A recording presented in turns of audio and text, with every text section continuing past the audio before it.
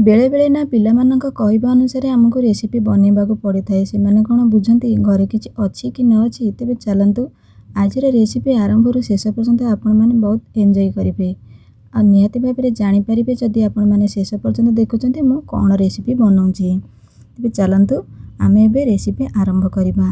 ये मु चाउल को आगु धुआ धोई कर रखीदे सी भिजिज ता सहित तापर ये परिवार मोर अच्छी गाजर आलू बीन्स आ सोयाबीन को पानी रे भिजेकी रखी अदा रसुण छेची देजी पियाज भी मोर कटा हो जाइए। कड़े गरम करी आम घी दबा घी पकईकी काजू किशमिश की आम भाजवा घी रे काजू किशमिश भजा हो गला तापर आम आउटे तेल पकई गोटा मसला पकईदबा। आठी मु पकई दौची पियाज पियाज को बेसी भाजबानी पियाजर क्वांटिटी अधिका रखिले आमर ए रेसिपीटी बहुत भल लगे। तापर पियाजटा आमर हल्का भाजी हो गलानी आम यही समय पकईदबा गोटे चमच पाखापाखि मुझे पकई दौची अदा रसुण भाजी हो जावा भितर आम जो परिबा और सोयाबीन को रखी यही समय पकईदबा। गैस रो फ्लेम को यही समय मीडियम रखिथे आ परिबा को अधा सिझेबे।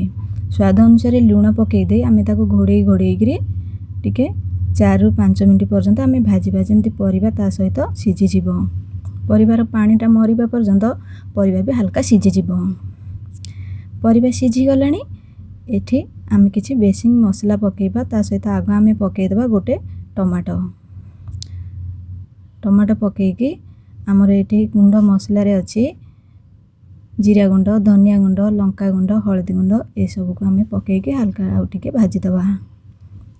तापर ये मोर गोटे पैकेट पाखापाखि अच्छी बिरयानी मसला आम ये भेज बिरयानी बनाऊे। बिरयानी मसला पकईकी आम सांगे सांगे पकईदबा चाउल कहीं जेहेतु आम ये बिना दम रे बनाऊे बिरयानी मसलाटा बेसी कषेले कौन हो कि तार बास्नाटा पलैब आ चाउलटा भी बेसी भाजबानी कहीं चाउलटा आमर भिजी जाइए सी भांगीज चाउल को खाली टे परिबा सहित मिसई मासई आम देदबा पानी बिना दम रे बिना किसी रेडी रे आम ये बनाऊे भेज बिरयानी। आ वीडियोटी आपण मैंने शेष पर्यंत देखिले तो आपण मानक निहाती भल लगुथिबो। 10 मिनट आम ताको सिझीबा रखीदबा। 10 मिनट पर देखुन तार फाइनल लुकटा लास्ट रे मु पकई दउची केवल धनिया पत्र पुदीना पत्र मो पाखे जेहेतु नथिला मु खाली धनिया पत्र पकाउची और काजू और किशमिश रेडी हो गला आमर भेज बिरयानी। मो भली एमती को मैंने हड़बड़ी बिरयानी बनाऊँगी ता पुणी बिना दम रे आ कड़े बिरयानी आमर ये कड़े भेज बिरयानी। आपण माने को मो वीडियो तो निहाती भाव में भल लगी आरंभ रू शेष पर्यंत आपण माने मो वीडियो एंजॉय करुथिबे ना।